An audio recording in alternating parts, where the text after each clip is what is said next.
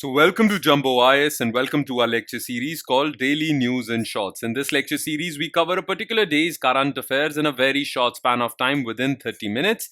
The idea is that you get to cover your current affairs on a daily basis, but you don't have to spend your entire day just reading the newspaper. Therefore, we will cover the entire day's current affairs within 30 minutes.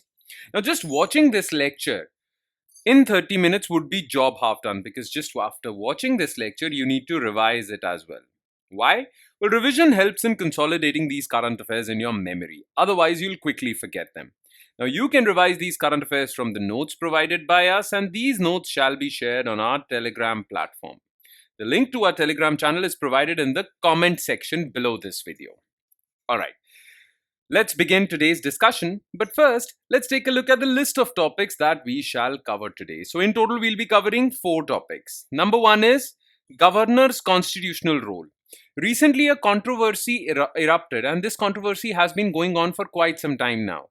Now, recently, that controversy was put to rest. The controversy basically involved the Governor of Tamil Nadu and Chief Minister of Tamil Nadu, and Supreme Court has given a judgment recently which puts this controversy to rest. So, because of that judgment, the constitutional role of Governor has been the topic of debate. So, we'll talk about this. Then, recently, Japan constructed world's first railway station that was 3D printed. So world's first 3D printed train station was constructed in Japan. So we'll talk about 3D printing and we'll talk about this news. Then Government of India is ready to launch Niveshak Didi initiative phase 2. So the question for us is, what is this Niveshak Didi initiative? We'll talk about this. And then in the end, we'll talk about Palna Scheme, which is again related to women, women empowerment. So what is this Palna Scheme related to women empowerment, women and child healthcare? We'll talk about these 4 news items. So let's start discussing them one by one. Starting with topic number 1, which is Governor's constitutional role. So the Supreme Court in the state of Tamil Nadu versus the Governor of Tamil Nadu has criticized Tamil Nadu Governor for unconstitutional delay in granting assent to 10 repassed bills. The Supreme Court deemed these bills assented and fixed time-bound procedures for future governor decisions. Now look, just like the president is just a ceremonial head in our polity, similarly, governor's role is also that of a ceremonial head. The thing is that governor is bound by the aid and advice of Council of Ministers in the state, which is headed by Chief Minister. So governor is bound by the aid and advice of that. Now, whenever the state legislature passes a bill, it goes to the governor for its assent. Very simple. So whenever bills are passed in the state legislature, they go to the governor for assent. Now, governor has certain powers. One such power is that governor can return back that bill to the state legislature. But if that bill is repassed by the state legislature, governor has to give his assent. What happened in Tamil Nadu was that Tamil Nadu's governor, which is appointed by central government, he was not passing or giving assent to repassed bills. He was not giving assent, and there was this constitutional tussle. There was this tussle between Governor of Tamil Nadu and Chief Minister of Tamil Nadu. And the reason for that is that the governor is appointed by the central government, but Tamil Nadu government is ruled by opposition parties. So that is why there was this political tussle, and that is why this issue was in the news. Now, Supreme Court has given some clarity on it. Now, to better understand this controversy, first, let's understand the constitutional provisions with respect to governor. So what are the constitutional provisions? Look, it is the job of the state legislature to pass bills. Now, state legislature passes bills and hands them over to the governor. Now, if the governor gives his assent to that bill, then that bill becomes law. Alright? Now, Article 200 of the Constitution gives us some clarity with respect to that. After receiving the bill passed by the state legislature, the governor has 4 options. He can grant assent to that bill and then that bill will become law. He can withhold his assent. he can refuse to give assent to that bill, and then that bill dies. Okay, but generally this withholding of assent is also bound by the aid and advice of Council of Ministers. If Council of Ministers say that don't give assent, then he can't give assent. Okay, the governor on his own, without the aid and advice of Council of Ministers, can send it back for reconsideration, except money bills. So all the other bills except money bills can be sent back to state legislature by the governor to reconsider. But after they have repassed that bill, then the governor has to give his assent. Okay. The fourth option is that the governor can reserve a bill for the consideration of the president's approval. That can also happen. Okay. Now, the problem with this article is that this article does not mention any timeline within which the governor has to take a decision. Okay. Because there is absence of any timeline, the governor can hold his assent. Okay. Forever also. There is no constitutional provision with respect to the time within which the governor has to give his assent. Okay. And because there is absence of timeline, the governor can withhold his assent by saying that I didn't have the time to look at it. Okay. So he can withhold in a sense that he can keep it pending. This provision is known as pocket veto. The governor puts the in his pocket, basically puts under suspension. Okay. Now what happened in Tamil Nadu? Well, Tamil Nadu is ruled by opposition parties, and Tamil Nadu government passed certain bills, around about 10 bills. Okay, which the central government did not agree with, and especially governor did not agree with. So the governor resent those 10 bills back to the legislature. The legislature again repassed these bills. Okay, but the governor, now it was mandatory for the governor to pass those bills, but the governor kept in his pocket because there is absence of timelines. Okay, and that was the tussle between Tamil Nadu government and governor, who is a central government appointee. Okay, now that was the question which went to the Supreme Court, and Supreme Court gave its verdict. Okay, the problem is that there is no timeline for the assent mentioned in Article 200, hence the governor has pocket veto. Okay, if government withholds his assent, that is veto. But if he doesn't do anything, then that is pocket veto. Okay, and that was being misused because there was political tussle between the two governments, because the two governments, the governor, which is appointed by the central government, and the Tamil Nadu government, okay, they are ruled by opposing parties. Okay, now what has Supreme Court said? First of all, Supreme Court says that this pocket veto thing is unconstitutional. So governor cannot delay indefinitely. Withholding and referring bills to the president after reenactment, after the bills have been reenacted by the legislature, this is unconstitutional. So what did the Supreme Court do?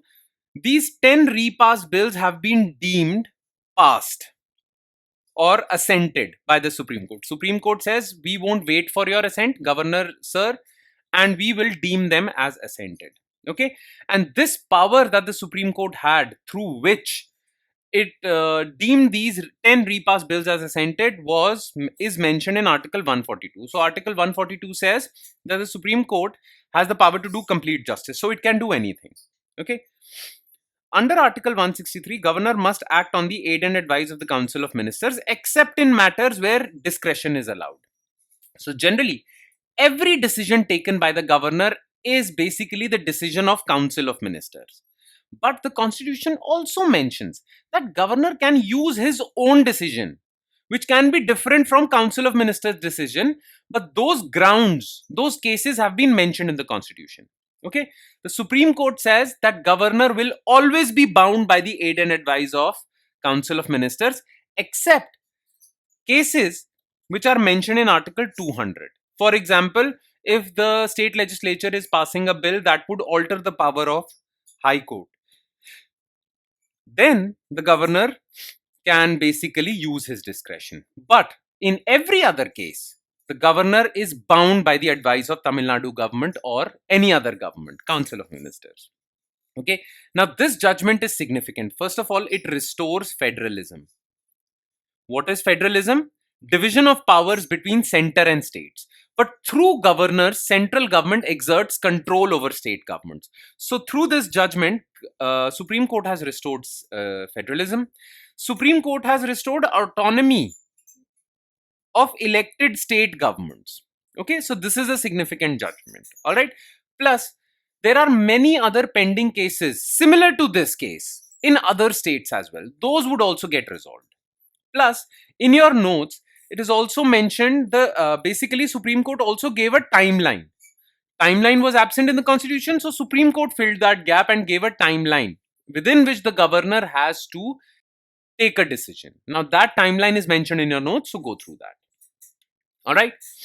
Okay. Now let's move on to topic number 2, which is 3D printed train stations. So West Japan Railway Company, a major railway operator in Japan, late last month unveiled a 3D printed train station which it claimed was world's first. So Japan constructed world's first 3D printed train station. Now this is located in the city of Arida and it is called Hatushima. This was created within 6 hours. Now, what is 3D printing basically? So the thing is, you all know what is printing, right? You give a command and you print anything on a piece of paper, whether it's an image or text. 3D printing is you give a command and a machine will create a three-dimensional object like you can see over here. Okay, how does it work? Basically, you first construct a model of the object, then submit that model in the computer, and then that computer will give commands to this machine which will add layers of material to create this object. This is known as 3D printing, and it is a path-breaking new technology because you can manufacture any object sitting miles away from it. Okay, you might be sitting in America, but you'll give a command using the internet and an object would be created in India, right? This is 3D printing. Clear? Now let's talk a bit more about 3D printing. So 3D printing is also known as additive manufacturing. Now why is it called additive manufacturing? Look, you must have heard this word sculpture, right? So sculptures are made by subtractive manufacturing. What do I mean by that? Well, any sculptor would be given a piece of object and that object would be cut apart to create a shape. So you basically cut a piece of stone object to create a shape, okay, of that object that you want to create. This is subtractive manufacturing. But in 3D printing, what the machine does is it adds layers on layers on layers on layers to create this object. Okay, so the process begins with 3D digital model created using a computer software. The 3D printer deposits material layer by layer, following the instructions as per 3D model. These layers are fused together, okay, solidified, and then the object is created. All right. Now, what are the advantages of 3D manufacturing? First of all, you can create customized objects. There is flexibility also because you can quickly change the object. It is cost effective also, and there are many applications. So you can create different models to test some things. Okay, so for example, I'll create a model table so as to test how much load it can take. Okay, this is known as prototyping. You can create an actual table. You can use this thing in healthcare also by creating certain for example, in 5 years back or 3 or 4 years back, African engineers created stethoscope through 3D printing. Okay, stethoscopes which are used by doctors. So prosthetics, artificial limbs, stethoscopes can be created by healthcare. It can be used in architecture also because certain pillars, beams can be manufactured through 3D printing. But 3D printing has some limitations as well. Okay, first of all, only a few materials can be used as ink in these 3D printers. So that is a problem. Then you cannot create very large objects. So size constraints are there. Then there can be some structural weaknesses as well. Okay, that object might break easily. And then there can be intellectual property issues as well. For example, I have created a design. Now I have taken a patent on that design because that is my design. But someone might copy that design on a computer and create his own objects, copying my design. So that would be theft of intellectual property. So this is an issue. All right. That's all you need to know as far as 3D printing is concerned, though we will cover this topic in detail when we'll cover science and technology lectures. So don't worry about that. But as far as current affairs are concerned, this is all you need to know. Okay. Now let's move on to third news item, which is Niveshak Didi initiative. Now, what is Niveshak Didi initiative? So, what Government of India is doing is Government of India is educating many not famous, but rural women. Okay. Now, these rural women will impart financial education to remote rural areas. Now, these women are called Niveshak Didis because they will, Niveshak means investor. So, how should people invest their money, save their money, in which bank account, in which FD? Okay. All this knowledge shall be provided to remotest corners of the country by these women who are called Niveshak Didi. Okay. An initiative by the women for the women. So, to promote financial inclusion, rural empowerment, Investor Education and Protection Fund Authority and India Post Payment Bank have launched phase 2 of Niveshak Didi. The aim is to impart financial literacy among women in rural, semi urban, remote areas through grassroots mobilization and community driven education. Now, about this initiative, so it is a unique initiative that trains women postal workers. So, postal workers working in post office, women, and community leaders to act as financial educators. Okay. So, all these women shall be trained to become financial educators, and then they'll be called Niveshak Didis. So during phase 1, which was launched in 2023, more than 55,000 beneficiaries participated in India Post Payment Bank Financial Literacy Camp. In phase 2, we will see deployment of over 4,000 financial literacy camps, and these camps shall be organized by 40,000 Niveshak Didis. So this initiative, first of all, this initiative basically enhances women empowerment because it is women who are educated and basically uh, they play the role of advisors, investor advisors. Okay, so this will lead to women empowerment. It will also basically remove all these biases against women in rural areas. People have these biases. Some people have patriarchal biases that women don't know anything with respect to money and all that. It will basically remove that bias also. And it will also lead to financial inclusion. More and more people will be educated as to how to manage their money. Okay, which bank account they should use, should they invest their money in FD and whatnot. Okay, so this is a very good initiative to impart financial education and women empowerment to the grassroots, to rural remote areas. Okay, what are the aims and objectives of this mission? To build financial awareness and responsible money management habits among rural women through community driven models. It will also enhance women empowerment because local women influencers will be used to impart this education, and they will be called Niveshak Didis. And the curriculum for this education would be how to increase your savings, what is digital banking, how to do digital banking, mobile banking, safe investment, how to prevent yourself from getting duped by these fraudsters, scamsters. Okay, there are so many scams going on, right? So how to best protect yourself. Okay, now this phase 2 of Niveshak Didi is being launched jointly by Investor Education and Protection Fund Authority and India Post Payment Bank. So let's talk about these two organizations. So IEPFA is a statutory body under Ministry of Corporate Affairs whose only job is to basically enhance investor education. Then India Post Payment Bank is under Department of Posts, Ministry of Communication, 100% owned by Government of India. The bank has been set up with a vision to build the most accessible, affordable, and trusted bank. Okay, so all the post office branches all over the country will be used by these India Post Payment Banks so as to give banking services to people in remotest corners of the country. Okay, and then we'll come to last news item of the day, which is Palna Scheme. So, Ministry of Women and Child Development has launched the 7th edition of Poshan Pakhwada, being observed from 8th April to 22nd April as part of government's intensified efforts to tackle malnutrition. Now, what is Poshan Pakhwada? So, Poshan Pakhwada is basically a nutrition drive organized by Ministry of Women and Child Development. Okay, Poshan means nutrition, so it is Pakhwada means drive. So it is an annual event organized by Ministry of Women that focuses on improving nutrition across India, especially for women and children. Now, within this Poshan Pakhwada, government also emphasized the importance of Palna Scheme. Palna scheme is part of Mission Shakti. So what is Palna scheme? What is Mission Shakti? Let's talk about that. So about Palna scheme.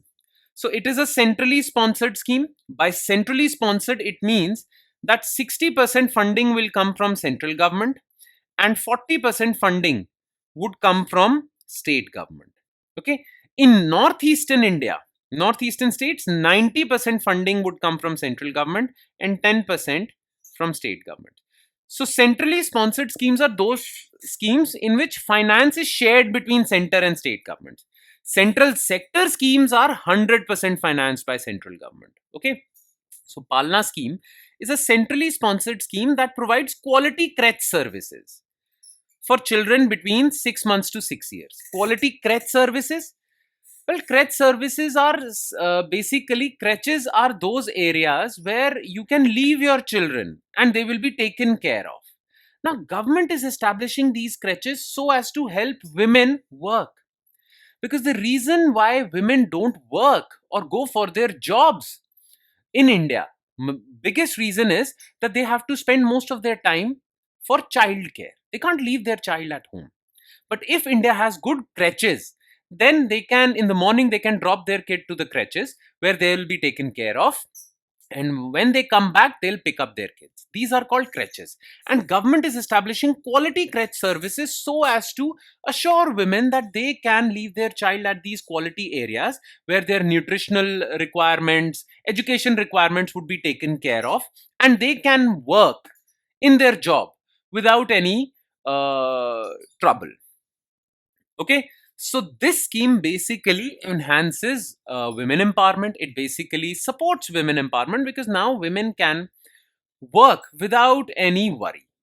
Okay. So now more and more women would want to work because now they don't have to worry that much about their kids. Okay. So this was launched in 2022 as a restructured version of National Crèche Scheme. Now this scheme, Palna scheme, is under Mission Shakti. So it is part of Mission Shakti. Okay. So Mission Shakti has two sub schemes. Sambhal scheme works on safety of women, security of women in the public space, and Samarthya scheme, which works for women empowerment. So Palna scheme is part of Samarthya sub scheme of Mission Shakti. Okay. Now objectives of Palna scheme: support working mothers, ensure early childhood care, nutrition and education. Now about Mission Shakti. So it is a multifaceted initiative by Government of India, basically Ministry of Women and Child Development, aimed at strengthening interventions for women's safety, security and empowerment. It supports women throughout their life cycle from early age, like whenever a female is born, to old age. All things are taken care of under Mission Shakti. It goes for women empowerment, and this has two sub schemes. Sambhal focuses on safety and security of women. Samarthya, which works for women empowerment. That's it. That's all you need to know as far as today's current affairs are concerned. And with that, we conclude today's current affairs. Thank you so much for watching, everyone. And please, please, please do not forget to revise these current affairs. On that note, I'll be signing off with the promise of seeing you again with another set of news items. Thank you, everyone.